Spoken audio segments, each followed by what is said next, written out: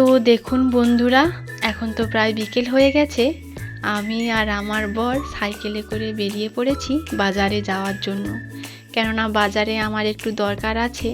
আর অনেক দিন তো বৃষ্টির কারণে বাড়ি থেকে বেরোতেই পারিনি।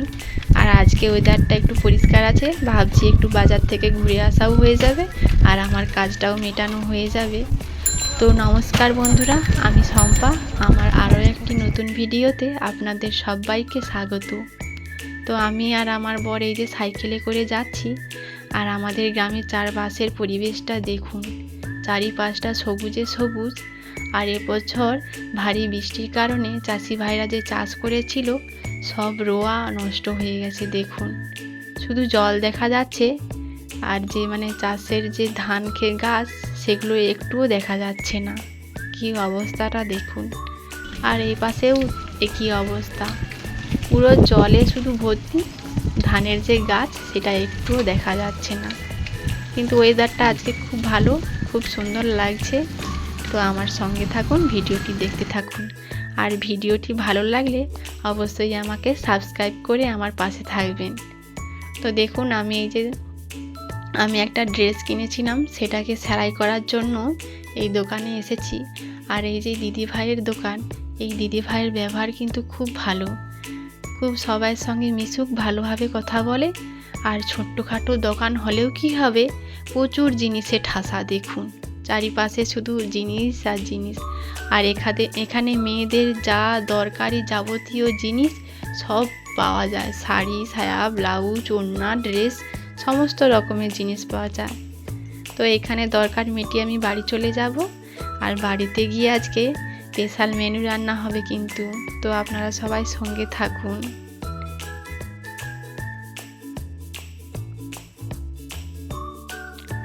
তো এখন তো প্রায় সন্ধে হয়ে গেছে, আর আমি একটু আগেই বাড়ি ফিরে এসেছি।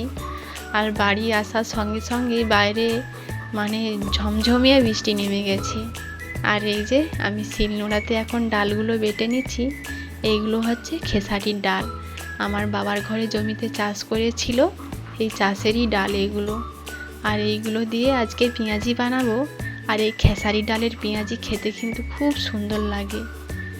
আর এগুলো শিলনোড়াতে বেটে বানালে দারুণ লাগে, একদম মুচমুচ করবে, খুব টেস্টি হয়।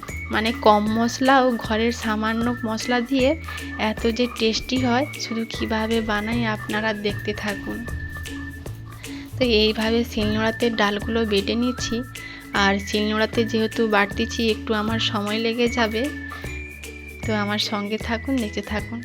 আর আমি বাটছিলাম, আমার ছেলে এসে বলছে, মা আমিও বাটবো, আমাকে দাও।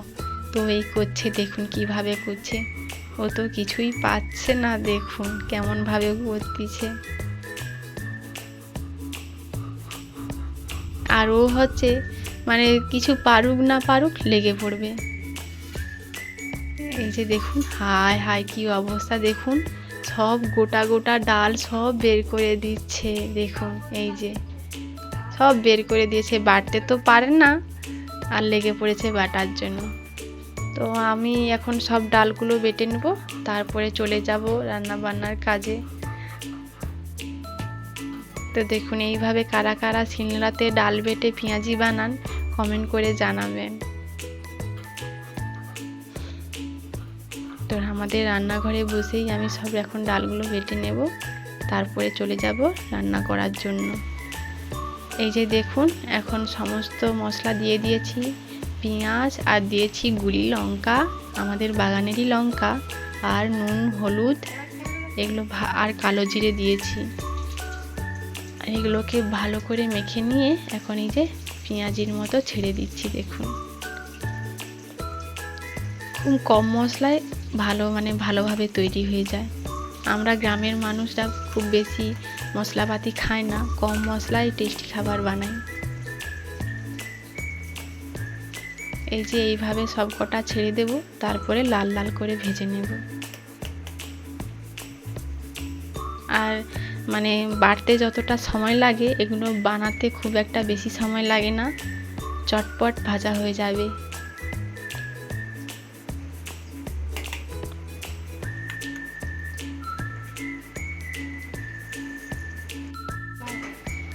আর এগুলো যেহেতু বাড়ির ডাল তো খেতে খুব সুন্দর লাগবে।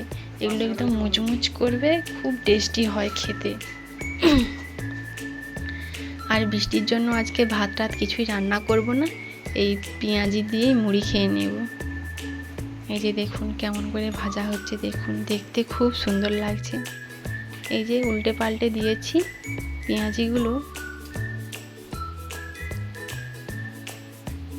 দেখুন খুব সুন্দর লাগছে দেখতে।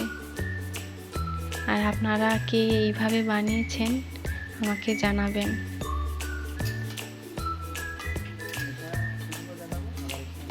আর আমাদের ঘরে এই ডালের যে পেঁয়াজি এটাই সবাই পছন্দ করে, বেসনের পেঁয়াজিটা অতটা খুব পছন্দ করে না। দেখুন আমার তো ভাজা হয়ে গেছে, এবারে সব কটা নামিয়ে নেব।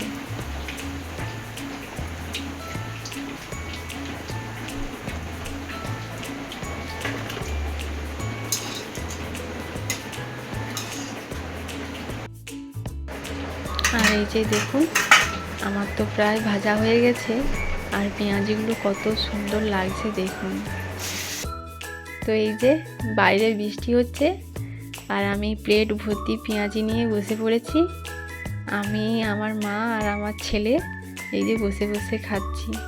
তো আজকের মতো ভিডিওটি এখানেই শেষ করছি। আর ভিডিওটি ভালো লাগলে অবশ্যই সাবস্ক্রাইব করে আমার পাশে থাকবেন। তো আপনারা সবাই ভালো থাকবেন। আজকের মতো নমস্কার।